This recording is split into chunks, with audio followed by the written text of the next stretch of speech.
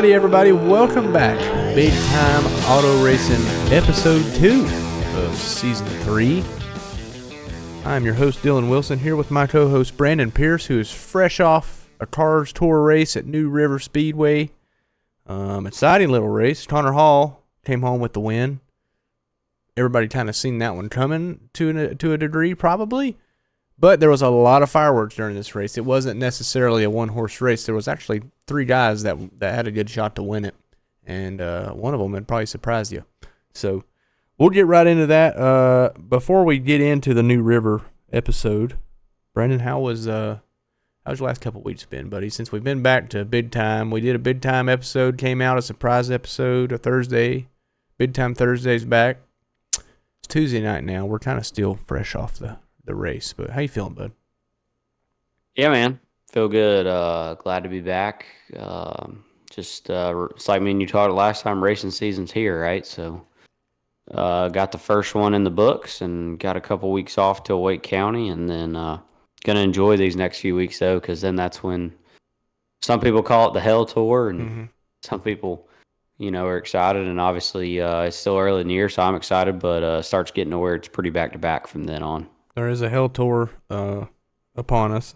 Now, I will say, like we talked about in the last episode, we covered the schedule, obviously covered the New River preview, but talked about tires and all, and the new tires out there, and we'll kind of circle back to all that in this episode and kind of give you guys the rundown and our thoughts on some of that. I obviously did not race this weekend, but we'll have some news later in this episode to hopefully change that here soon.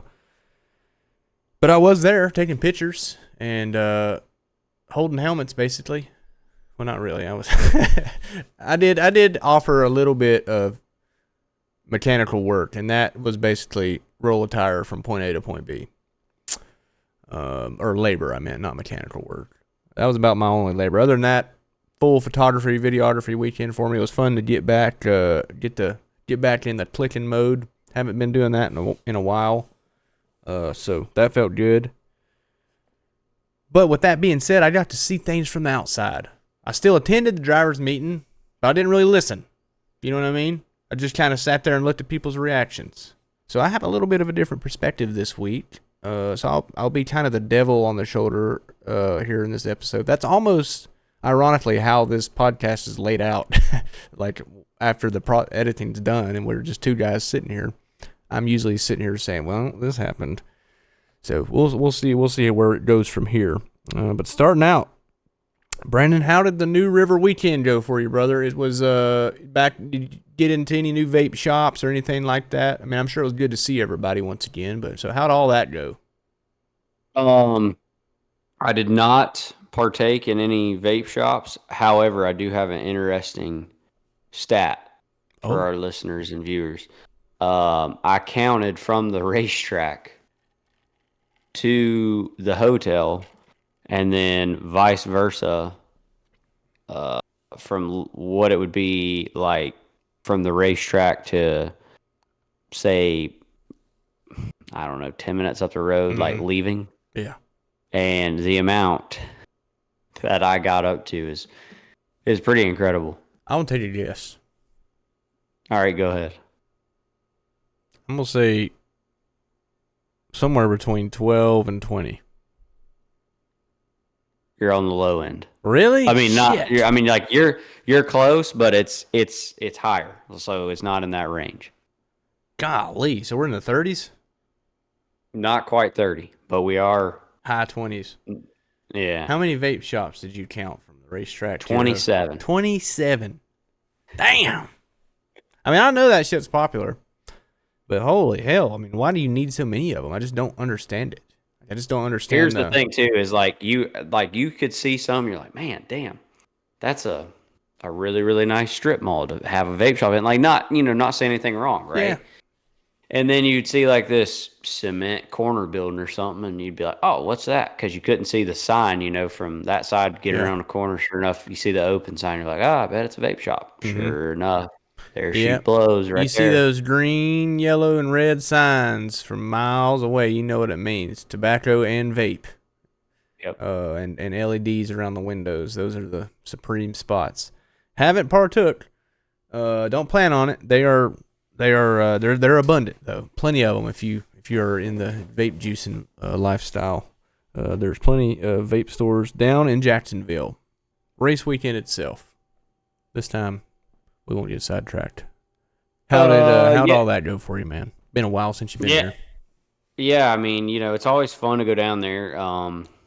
I enjoy the racetrack. I just haven't, statistically speaking, ran the greatest there. But like, it's a very unique place. You've talked. I mean, there's literally nowhere else that we go that is like it.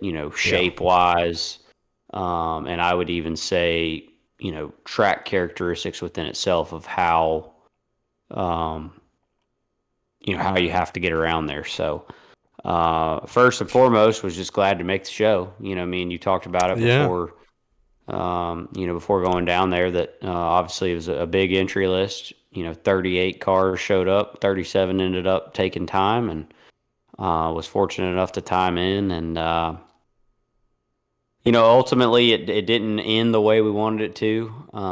We ended up in an incident there, just inside of 40 to go, and that ended our night. But luckily she's still intact. We got some mechanical issues we got to fix, but other than that, she's still relatively in one piece. I don't need you to come fix any wrap vinyl, to my knowledge. That's usually good news. Yeah. So, and after how that night went, for anybody that watched or was there, they would say, well, you know what, that was pretty damn good. Yeah, it was there was a lot of torn up stuff for sure after that. Now, nothing crazy. I don't want to put paint too bad of a picture. It wasn't like it was an absolute wreck fest, but there was a misshift on lap 2. We did see an orange ball of fire take liftoff, and that would be Jared Fryer. Yep, Jared Fryer took flight. You just see his very neon orange roof. Yeah, take flight. There was some, it was crazy. Wild little race, but a good one. A good one up front. I got to watch the whole. I know everybody did, but being there in person, it was a dogfight, man. They were beating the shit out of each other up front, just swapping jockeying position like a super speedway race. The first lone run, really, right after the pile up deal. Mm-hmm. So it was hard nose racing. They were banging bumpers like no other. And then Bobby McCarty, I think, was a biggest surprise. I guess it's not really a surprise that he runs good, right? But he won the race last year, but he is in his own stuff. Obviously, the guy knows what he's doing. He's been doing this for a long time, so I wouldn't say it's a huge surprise, but a testament to their hard work this offseason for sure, building a new program and coming in and finishing second right off the rip and battling for a win and honestly giving Connor hell for the win. And also, shout out Cade Brown. He was right there, new team, Bobby's old team. So I guess the team that won last year, I guess technically. So, not a huge surprise the car ran good. Cade Brown typically good on worn out tracks like Hickory and Florence. So not a huge surprise that he's good at New River. But P3 to start the year, that's a big deal. He did finish third, right? No, he ended up running out of gas. Oh, he ran third all night. That's right. Mm-hmm. Where did he end up finishing? Did he get a terrible finish because of that? I think it was like 8th or 9th. Oh, well, that's not too bad.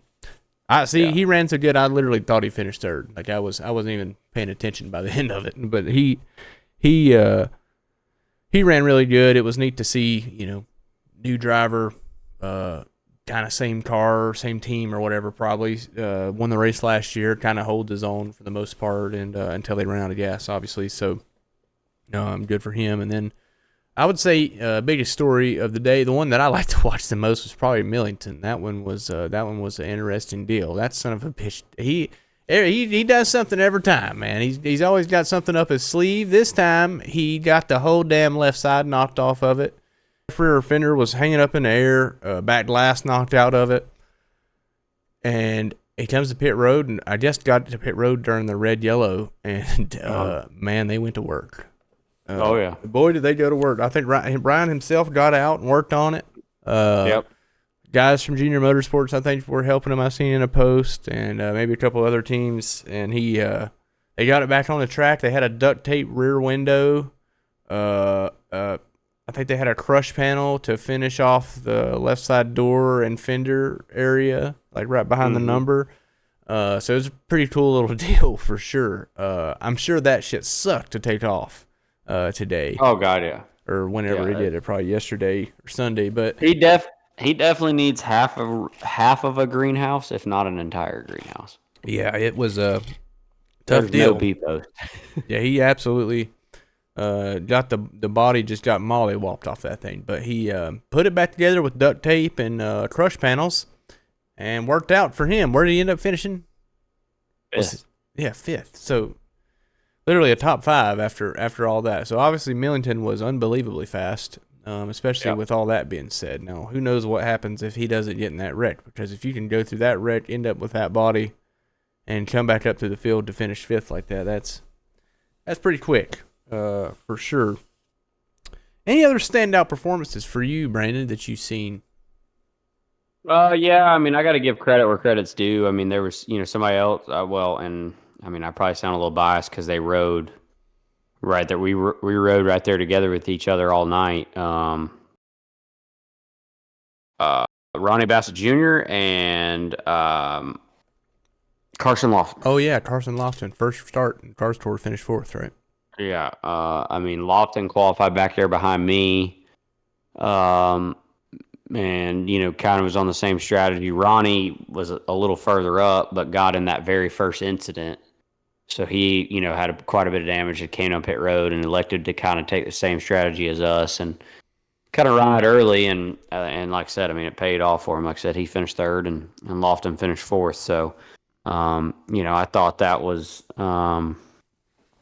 especially for where they started, probably more so for where Lofton started, and then Ronnie, kind of like we talked about, same thing, Millington having to rebound from a wreck and get up through there. So, and then the other one, I would say probably, I mean, not that it was like a surprise, right? I think he may be starting pretty early, well on his way to create the same name that his brother has. But I mean, Caden Quapple had another good run. He literally made the show by a provisional due to some motor trouble or fuel something in qualifying, and he ended up 6th. Yeah, pretty impressive for sure. Speaking of that, they sent cars home. Provisionals were used. 2 provisionals were given. One was given to Caden Quaffle for the what happened? I'm pretty sure he said it was either MSD or the carburetor. Something in the It sounded terrible. It was cracking and popping and wouldn't go. Didn't even make a lap. So he didn't even qualify, but he got the provisional and got in because it's last year's owner's points. Obviously, last year's second runner up in the points, owner's points, right? So pretty high up there. Or maybe not. Maybe it was like, I think I seen it was like 6th or something. Actually, they wrote. Yeah, it was. Yeah, I mean, 6th, he was. And then who else got in because of provisional? Chad McCummey. Oh yeah, Chad. And he was like 15th or 16th in owner points last year. So, so those are the 2 that got in on provisional, and they sent how many more cars home?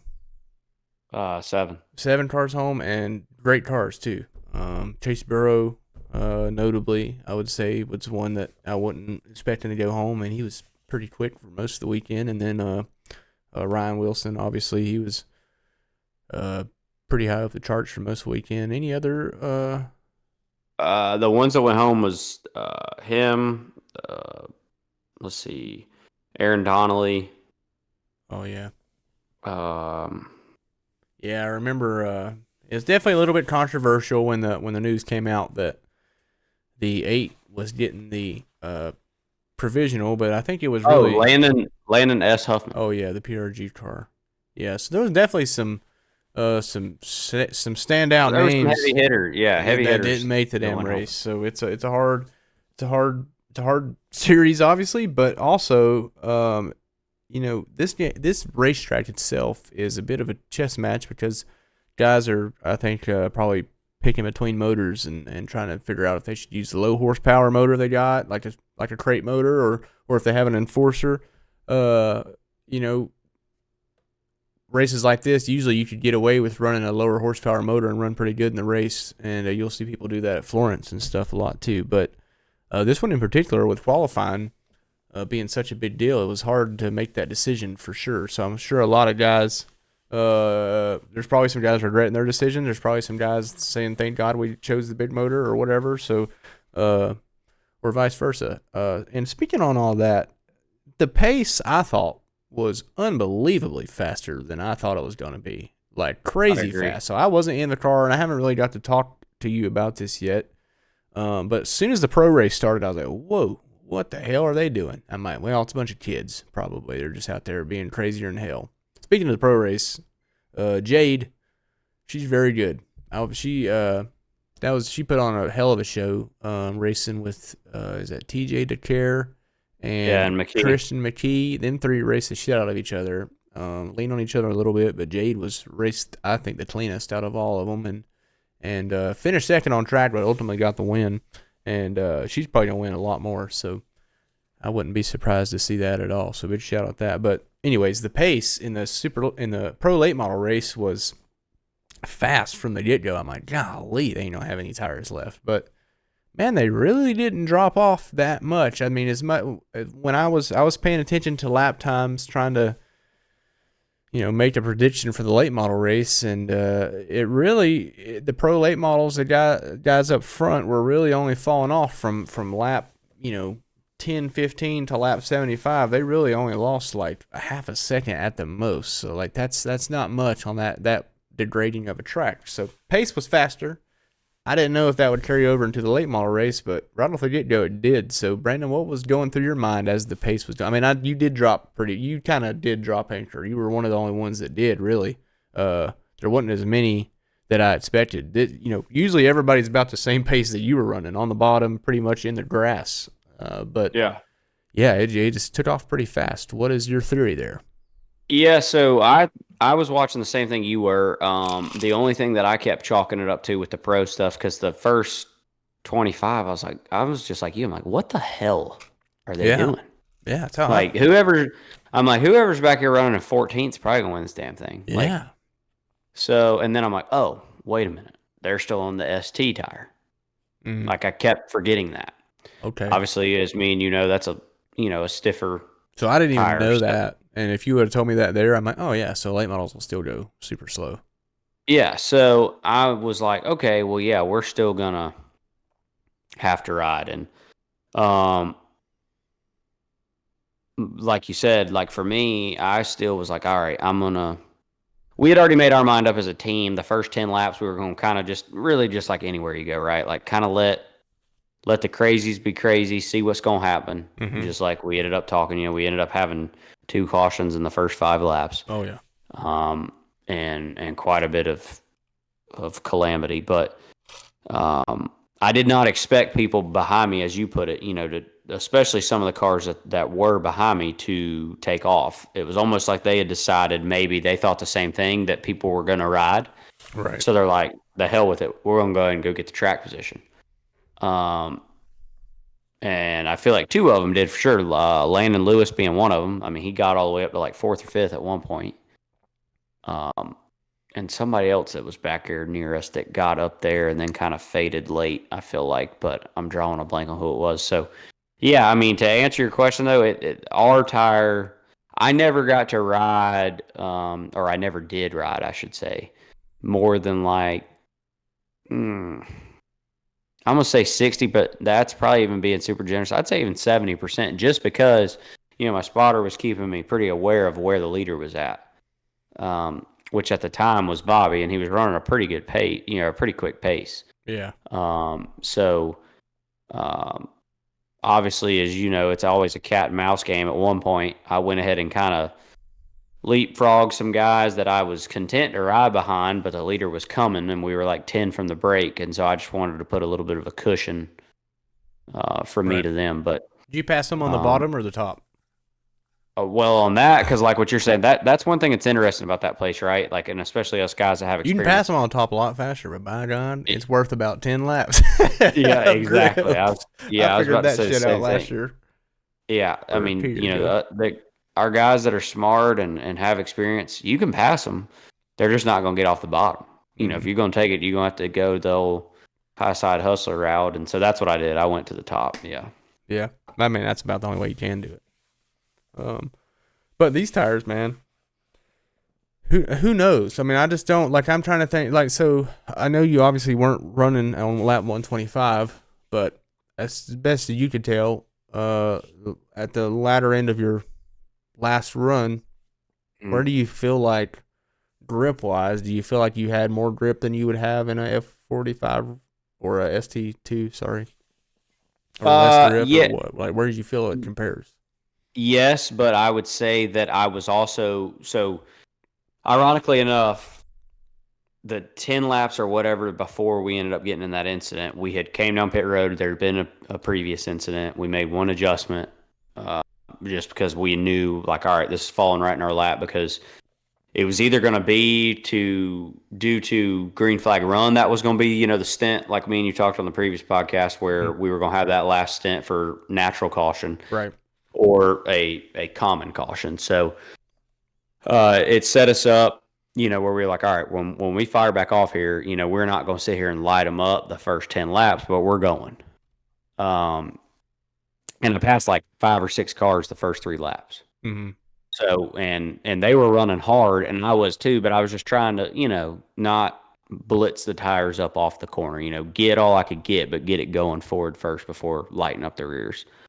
Yeah, at that point in the race, I started paying way too much attention to your race because I started losing track of everything else going on. It's like I'd see you'd be working on somebody off of 2, and then I'd go check off of 4. It's funny remembering that. Now I remember exactly where you're at in the race. Yeah. So, and I mean, like, it was just, I was kind of like, damn, like these guys really have used their shit up because like it was good cars that I was getting by. Yeah. And they had rode, I would say 4 to 5 cars in front of me, or what I thought they were riding, but they really weren't. Their shit on that heat cycle was already starting to fade on them. Yeah. And then one that I got to speak to in particular to even answer your question further was Landon Lewis, who did, of course, get to run the race all the way through. And he, like I said, he got up like 4th or 5th. Him and Caden had some contact late there. But he said even in his interview, it didn't mess up his toe or anything. It just, he lit his rears up one time real good. And what little bit of tire he had left was gone. And so cliff factor. He faded quick. So I think he ended up like 11th. So I am optimistic after racing on this tire for this tire. Yeah. I think if it stays consistent to what Hoosier brought us this past weekend at New River, we're going to put on some damn barn burners this year. I really do. Mm-hmm. And, it's going to give people like me and yourself and really just anybody, right? But like, I guess what I'm going at is, to me, the strategy races had almost went irrelevant because you went to Hickory, you went to Florence, you went to these wore out places, and you didn't even approach it that way. Yeah. Because the tire didn't fall off. Yeah. Didn't pass. So, yeah, I mean, it was like you're at Florence and it was like being at South Boston. I mean, and I know somebody's going to be like, well, that's a bit of a stretch. No, I'm telling you, like, the grip level was just ridiculous. Yeah. And it was totally, uncommon to anything else we had ever done in the past. So, I think the real first test for it, and some people may disagree, but obviously you and I both know how gripped up Wake is, and that's the next race. Yeah. You're going to have grip. You can't be out of control or be lighting up your rears, or I think it's going to show. Where last year, hell, I feel like the quickest, the guy that could get back to the throttle the quickest was going to be the one that, that the way that ST2 tire raced, it was just, that you just could pound it. Oh yeah. I think if you do that in a couple weeks, it's going to catch up to you, and you're going to fade. Well, I sure hope so. That's the way it should be. Yeah. Anybody that goes that hard, even if it is a gripped up track, you get them tires hot, should be losing grip, not essentially just plateauing at that point. Yeah, I mean, I think like me and you talked too. I mean, like, look at the ones, I know we've already talked about them earlier on in the show, but like, look at Millington, look at Bassett. Those were guys that had damage early, knew they or felt pretty confident in their car, and just kind of took the spots they could get without using too much car. And then when that last caution happened, or well, not the last one because that set up like a 6-lap stint, but the previous caution for us, the caution that I was caught up in, I mean, they just went like hell and was just eating people alive. I mean, they were getting track position quick. Do you think whenever in 2023 at New River, do you think we could have ran that pace on F45s that we were running then, the original F45s? You talking about the pace the other night? Yeah. Or do you think we all No. blown fucking tires? I don't know if you would have blown tire necessarily. I think you would have ran out way faster. Yeah. It fell off a lot quicker. Yeah. So all it took is one guy to save tires and he'd have won. Yeah, what I like about this tire is, because I don't want to sit here and sound like I'm the guy either, that when we were on the original F45, enjoyed being able to run about, depending on where you went now. If you were at a high grip place, obviously they would last longer. But say if you were at a Hickory or, pretty much anywhere else besides like a Sobo, Tri-County now, Wake, depending on who you were and depending on how many like laps you made per run, the most you were probably ever going to get out of a set of tires, if your car was good, was under 100 laps. Right. And that's stretching it. That's if you're... Now, what I like about this tire, like this past weekend at least, you're going to lose a little bit of lap time, but you can still work on your car and be able to tell the difference in your change. Right. Not say, well, yeah, I ran that because it was more laps on the tire. Right. So the tire like you can act so numb so fast. Right. Yeah. Exactly. Yeah. And so I think for all of us teams, when we're talking about budget and stuff, that's super important to not sit here. Plus, because, and I agree with them doing that, they have put the set limit on us, per weekend. What is it? So, after everybody got their 2 sets for preseason testing or however you want to word it, when we go to the racetrack now, unless they say it differently, it's a race set and a practice set. So it's 2 sets. That's what it should which be. is plenty. Yeah, it's plenty. So, but that's what I was getting at, because it used to be, it's not been that long ago. You show up at a racetrack and buy however many damn sets you want. Yeah. Yeah, no doubt. And people were doing that because of how quick they were going through tires. So, yeah. Like at the end of the day, people can pretty much get a hold of, they can make mock runs get a hold of tires elsewhere if they want to and make mock runs all day, but it ain't going to be the same, codes and shit. So, right. You at least have that. So it's definitely a help. I think something they could, I'm glad they implemented. As far as the race day itself went, how did you feel operations were? New tech guys, new personnel, stuff like that going on. How did you feel everything went? Pretty smoothly? Think there's a little room for improvement, or how'd all that go? I think there's a little room for improvement on the tech side of things as far as like what they were being particular about, right? Like, do I think you need to sit and nitpick on body? Yeah. But is a body being twisted all to hell at New River going to win the guy the race? No. Right. It's not. I mean, Tri-County, Wilkesboro, so, like Dominion, yes. Right. If quarter heights are getting through the roof or what, yeah. I mean, but it's also the first race of the year, so I mean they have to do some of that shit. But they're gonna, like Wilkesboro comes around, they're gonna retech the bodies. Oh yeah, 100%, absolutely. But time, other than that, I thought I commended them for what they did. There was a lot of people bitching about it, and I was glad because I've been, and I don't care to say it. Hell, I've said it on here before. I've been bitching for 3 years now about the tech process. Yeah, that it was too soft, and it was honestly driving me out. I mean, it just was, because you knew you were bringing a knife to a gunfight. Right. Because guys are getting away with murder rolling through tech. Mm-hmm. And so I commend Robert, and I apologize. There's guys' names. I think you talked about at one point. I mean, a lot of new faces, or at least a couple. Yeah, there's new faces for sure. Learning names still. Yeah, but I thought all of them did a good job. Very friendly. Friendly group. That's important. Yeah, I mean, obviously Jackie Lawson. Yeah, Jackie Lawson's still there, and he's obviously very smart and a really good tech guy.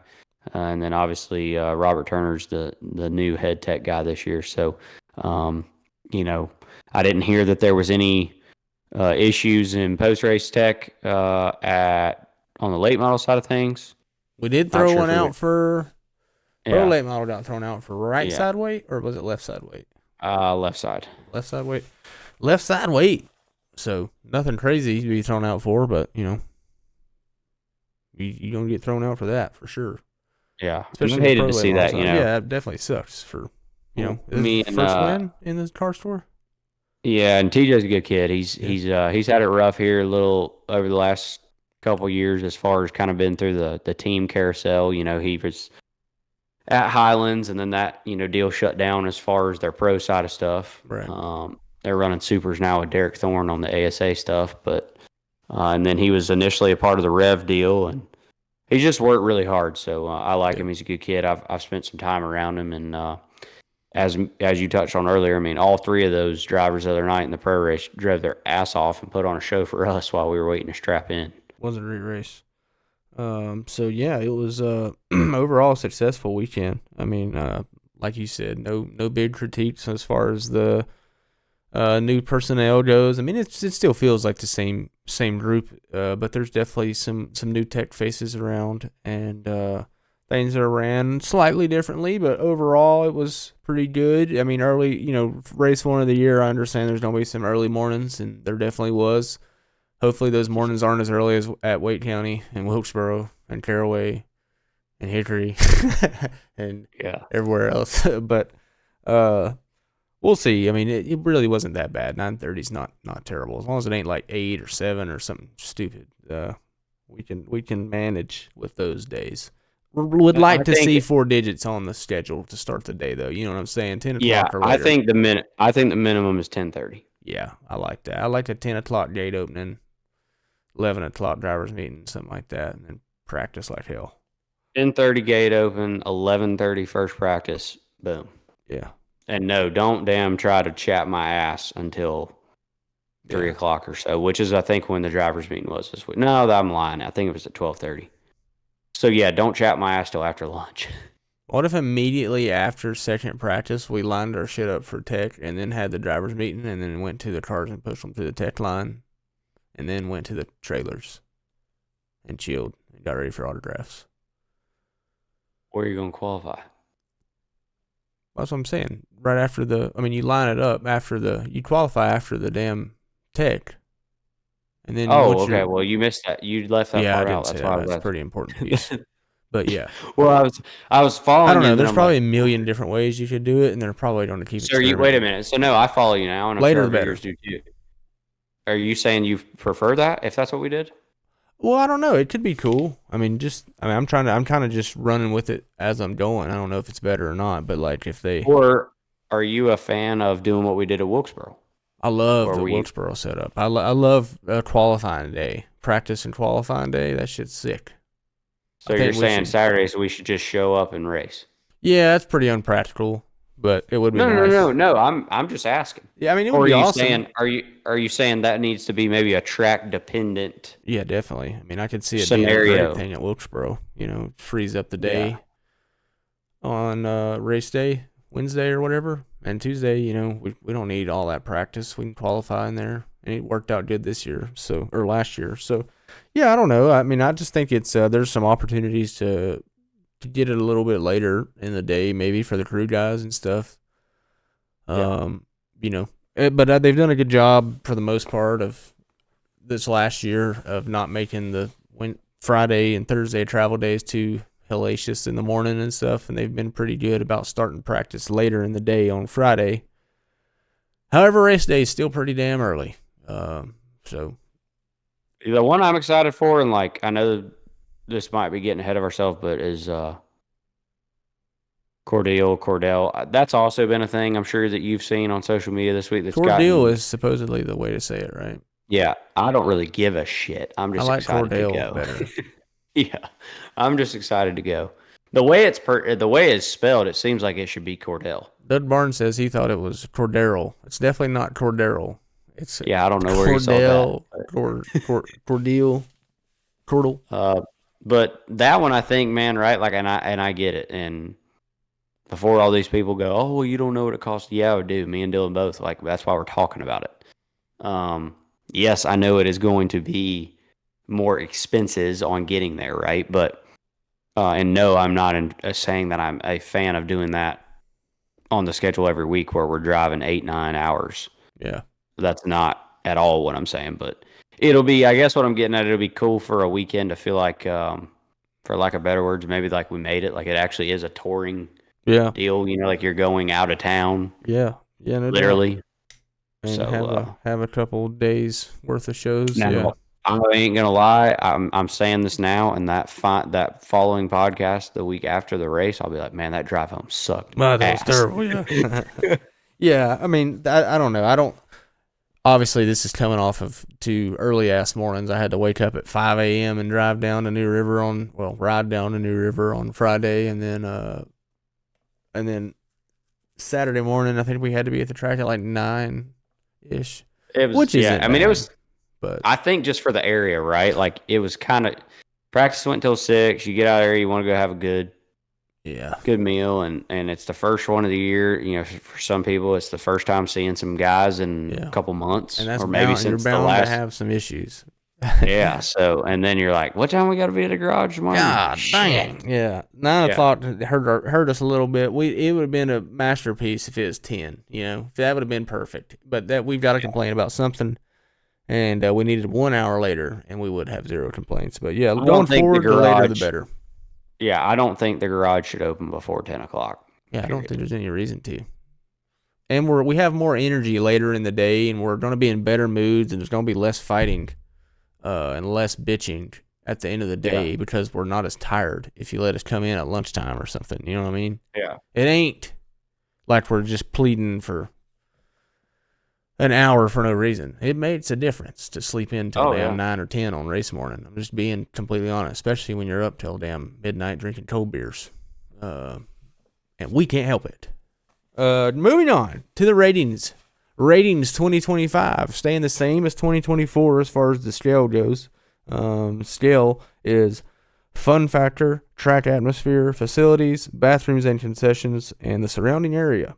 We rate this 1 to 10. Me and Brandon both give it a score since we were both there this weekend. And we average that score together, and that is the score for that track. This year, each track it pretty much races once except Wilkesboro. So every track gets one chance to get a score. In years past, there's been a lot of tracks with 2 races, so there's always been an adjustment later in the year. That is no longer a thing. So it's a one-time thing. It makes the rating scale a little bit more important, I think, this year. Obviously got to be real locked in. So let's starting off with fun factor, which is how fun was it to race? Could you pass? Was there a lot of strategy? Brandon, what do you give it on fun factor? I'm gonna give it a 7. I feel like I was a little torn because I was kind of hovering between 6 and 7. But what led me to say 7 is I felt like this year, compared to even I would say the last 2 years, that the top came in more. Yeah. And was more effective. Like it wasn't like, oh shit, I'm starting on the top. I got about 2 laps up here. Mm-hmm. And then like the wrecks we've seen in the past, somebody like the wrecks that happened Saturday night was not because of guys trying to force their way down. Yeah, it was just because of a wreck. Like, right. I ran top quite a bit, and actually I would say even like the lines stayed 2 by 2, Mm-hmm. On into a run, which obviously for us is fun to race at because you don't feel like you're trying to drag a brake or punt somebody necessarily. And then for the fans and everybody on flow is great too. So, like I said, I enjoy that place. It's weird because I feel like every lap's a little different, right? Depending on what lane you're in and line you're running. But I thought a 7 was pretty acceptable. Yeah, I'd have to agree with that. I had a 7 in my mind too. It was fun to watch. Definitely seemed a little frustrating at times, so that's why I wouldn't really get it too high of a score because frustration will definitely bring down the fun scale of a racetrack. There was a lot of times where it looked very difficult to get around somebody, especially when you're saving. You have to kind of waste tires up top, and you can get brake checked in a hurry there. It don't take nothing to knock a damn nose off, and it's very easy to get spun.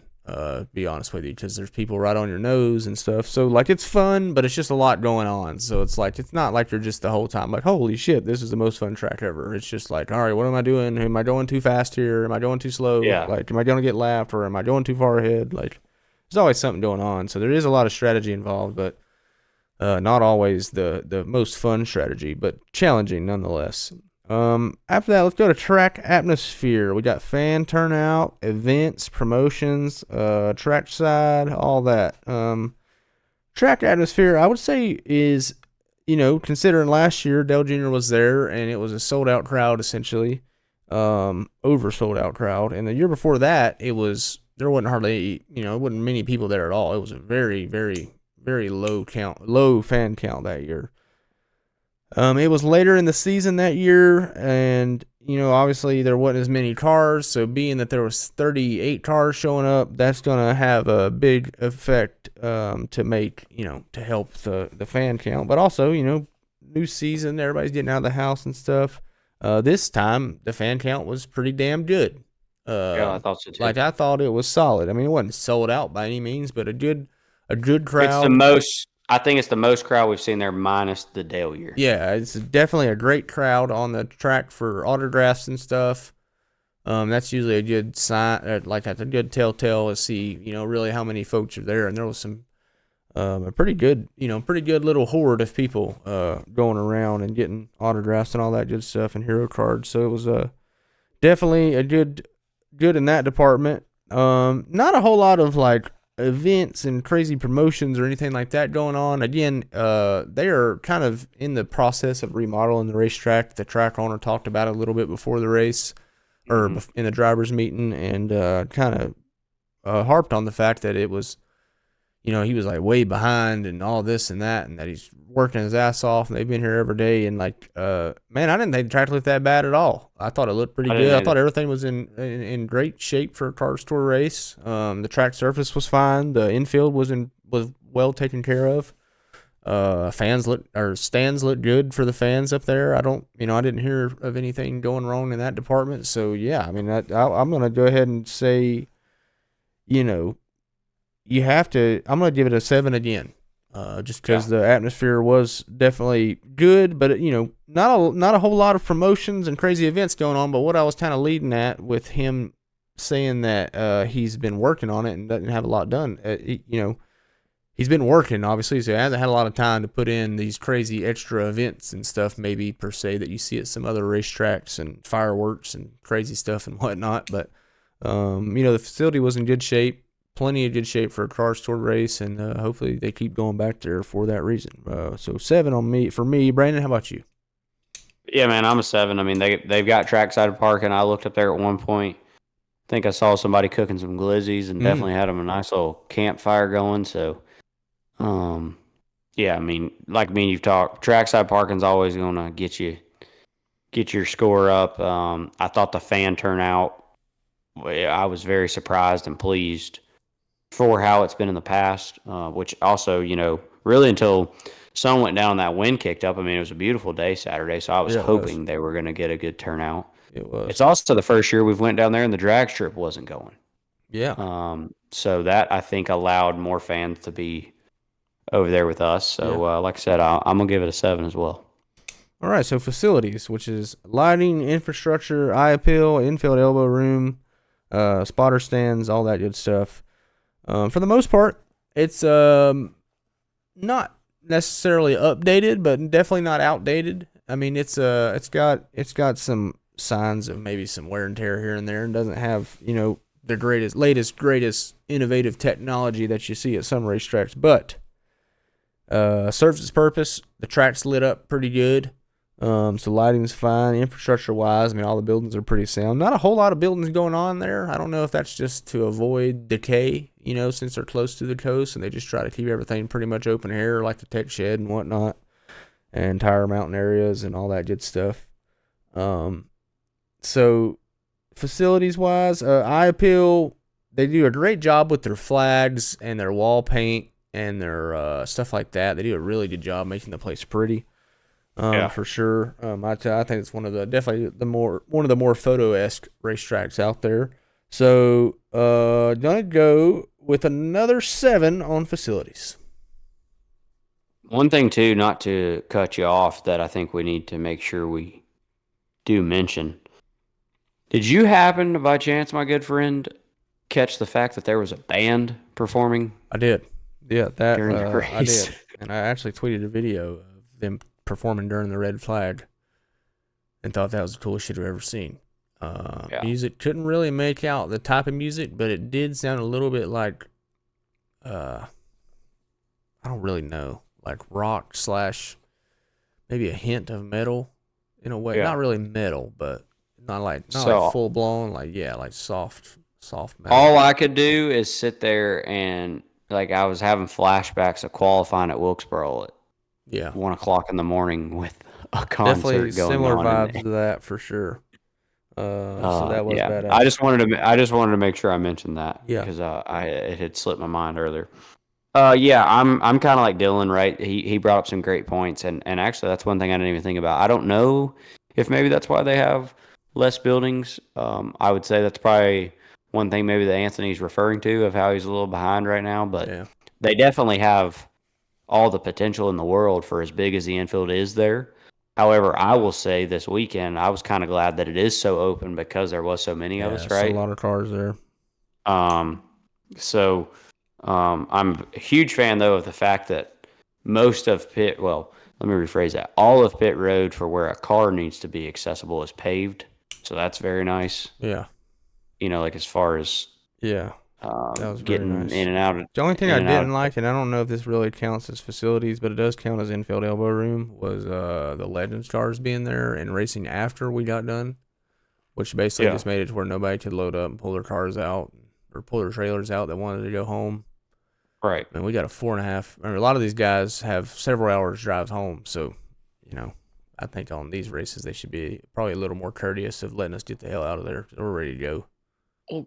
Well, yeah. So one thing though that I'm glad you brought that up. I don't know what happened there because they were on the schedule to go before us and then it got changed. So I don't know Yeah, why it got changed. I thought But they like got canceled or something. I'm like, there ain't no way they're gonna race after us. We gotta get out of here. And then sure enough, they're like, nobody's leaving. We have to let the Legistars race. I'm like, I'm leaving. So I got out of there. yeah. But anyways, So I yeah, I mean plenty of room, good lighting there. Not really any sightline issues. Spotter stand's nice. So yeah, I'll go a 7 there. yeah, okay. So all 7 so far. Right into bathrooms and concessions. So the elbow room, the cleanliness, shitter comfort, food quality, menu items, all that. This one I think is probably gonna be the lowest mark on New River, because with bathrooms, the bathrooms aren't that bad. The urinals don't flush. That's annoying, or they're really hard to flush. That's a pain in the ass. I don't understand why you would ever put that kind of flusher on a urinal. The stalls, I have not ever partook, but they don't have a lot of height to them. I know that, so that's an issue. They don't have a lot of height, and they're tucked in a corner by themselves. There's only 2 of them, so the bathrooms aren't going to get a good score. No mirror in the bathroom. Mirrors come in handy because guys don't bring mirrors in race haulers. We kind of need a mirror to make sure we don't look like an idiot before like an autograph session or whatever. Or got grease all over our face, or the crew guys want to make sure they don't have grease all over them. So maybe a mirror would be nice. I didn't check if they locked or not the stalls, but I'm sure they did because it seemed like someone was in there taking a giant shit every time I walked in there. So nobody hesitated to use them. So you guys can let us know, tire guys. Concessions were now usually concessions are something we don't really do a lot of because we're racing. I wasn't racing, so I was going to go try my hand at the concession, and I went up there, stood in line for about 10 minutes. Nobody ever came to see me, and the only thing on the menu was like walking tacos and like Caribbean jerk food, some other random stuff. It was a real weird style racetrack food. It was some type of restaurant or food truck that moved in there temporarily, and it is not the type of food that most racetrack folks eat. I don't know what the food was, but didn't partake and wasn't very interested. Now, Walking Tacos, I'm a fan of. They had them there. They were $10 for a bag of Walking Tacos. I don't know. It didn't seem like it was going to live up to the hype. So I didn't do it. So with that being said, final score, or score for me, Bathrooms and Concessions, I'm going to give her a 4. Yeah, I think that's fair, right? Like I said, anybody that's been, I would say that's probably the only, and it's weird to say this, right? But it's almost like you can sense it on people's faces. Like we all know each other, right? So like when you're either walking in the bathroom or walking out, it's kind of like you can see the look on the incoming person's face, like, oh boy, let's just get this one over with, type deal. And like you said, like it ain't like it's a shithole. It's just, I would say, kind of like our score is going to reflect. I would say it's holding the line at average, right? Right. Like it gets the job done, but nothing past that. Concession stand, like you said, I did not go over there, so I'm actually pretty interested to hear what you said about that. That is definitely something new. Yeah. That is not what it has been. Yeah, that's not what it's been. I've made note that I'm going to get better at that this year. We've also said, though, I know Dylon and I said this last year, and if you are a racetrack and you are listening and you do have a person where you can do this, I think the chances for most of your drivers to eat on a weekend is going to be on that Friday practice day. So if you can be open on Friday practice day, that's helps. Great. I'm just at least, and I'm not saying there's not drivers that don't and must have guts of steel. And if they do, more power to them. But I've just, in my experience, I'm not going to play that game of chess, of trying things right before a race. So I'm like Dylon. I'm gonna have to give this one a 4 as well. Yeah, it wasn't what we were looking for really, but room for improvement. Surrounding area. So the food, the nightlife, the hotels, stuff to do in the greater Jacksonville area. I would say there's a good amount of stuff to do there. Like we said before, there's a lot of vape shops and stuff like that. Tattoo shops, tattoo parlors. So it's kind of a weird area. They have definitely have a niche of vape shops and stuff like that. But like I said, a lot of military in the area. So those boys need some nicotine, I guess. They got to get through. But anyway, a lot of food there, though. A lot of food, a lot of hotels. I wouldn't say a lot of food. I mean, there's the Cheddar's, the Ale House, and a couple other joints around there you could get in. But Texas Roadhouse, they do have a first watch, so that definitely ups my score. Yeah, there you go. So surrounding area, I like it there. There's a beach, somewhat close by, so that definitely helps the score too. Not one I'd probably necessarily take a vacation to, but decent area. I'm gonna go with a 7 for surrounding area. You hit the nail on the head, bud. I won't get too long-winded on it. Like it's cool. Like it's not dead around there by any means, right? Like once you get on that main drag, it's and there's some cool stuff. So a lot of mom and pop places. So still has that very home little beach town vibe to it type deal. I'll give it a 7 as well. 7 for Brandon, which brings us to a final average score for this season at New River, a 6.4. So 6.4, not too bad of a score. I think that's that will put it decent up the only thing that really hurts is the concessions and stuff. I mean, the racing was decent. I would say a 7's a great score for fun factor. There's gonna be some low scores in that, I think, at a couple of tracks this year. So it's just unique, man. It's one of those tracks. Some people are gonna give it a 10, some are gonna give it a 0. We're kind of on the side of enjoying it. I think I enjoy that racetrack. I like to go there. It's one of those tracks you can go stand in the corner and watch us go by and be like, holy fuck, these guys are stupid. I'll go stand in the corner and video it and be like, I don't know why I drive these damn things. It's damn crazy. We're stupid as hell. And then, but anyway, yeah, it's so badass little place. 6.4 final score for New River.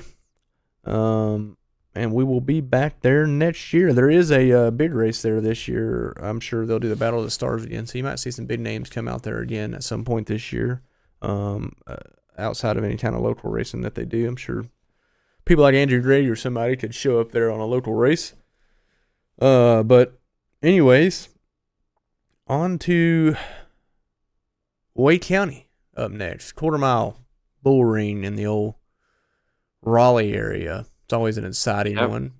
Race 2 of the year. We should probably see more entries than we're used to seeing at Wake County. So I would agree with that. We could see some guys going home again. We don't know. It's really just a matter of what these next few weeks bring on how many cars that enter. So obviously I'm always looking forward to Wake County. My plan is to race it. And I'll kind of like fill everybody in on everything, but I haven't necessarily been keeping it a secret. So plan is to race Wake County myself. And we'll announce kind of the other plans with that over the coming days or next week or so, probably, once everything is finalized. And but we'll see y'all there. That'll be fun. So that'll be the first time we've done a podcast in a while where both of us is racing, at least since last Wilkesboro. Well, I guess that was championship last year, so it wasn't really that long ago. But actually, it's only been one race, technically. But it's been a lot of months since we've done one. But yeah, looking forward to it. Wake County is always exciting. That's for sure. You're always going to have some shit go on. It's fun little racetrack. It's not a fast one, but it's a damn. Early predictions. Do we have a rivalry after Wake County? I can definitely see that. There's a lot of guys. That Wake County is going to be right up their damn alley for making a complete shit show of themselves. But also, you might see some guys go out there and make, earn some respect. There's some chance for some young guys to go out there and be crazy as hell and go out there and try to win it. And there's a chance to go out there and earn some respect. And we'll just see how. That's a good part about a quarter mile bull ring. You don't know what the hell anybody's going to do. So, and it's repaved and pretty damn fast these days. So, you could really see a whole lot of different strategies kind of go on. We're on a new tire there, like Brandon said earlier. You could see some more tire wear this time. So yeah, man, I'm excited as hell, obviously, to go there. But I'm sure we'll release a little preview episode since we're both racing and kind of get everybody up to speed the week of, and that way I'll have more plans intact by then. But yeah, here in a couple of weeks, you'll be hearing from us again. Speaking on Wake County, this was a New River episode, which was a good little weekend. Brandon came home in one piece for the most part. Had a little bit of damage, but nothing too crazy. So that's always good. I need a rear end and some bolts for sure. Yeah, gonna have to get a rear end and some bolts, but so not the cheapest weekend repair, but could be a lot worse for sure. And and it's both clips are still intact, and she's relatively able to sit on jack stands. Yeah. Well, I guess we'll be seeing you guys here in a couple of weeks. We'll get you guys back up to speed before the race at Wake County. Obviously, we'll both be racing there, so we'll have all sorts of shit in the works, I'm sure. But anyways, we'll be seeing you guys next time. Thanks for tuning in once again on Big Time Auto Racing.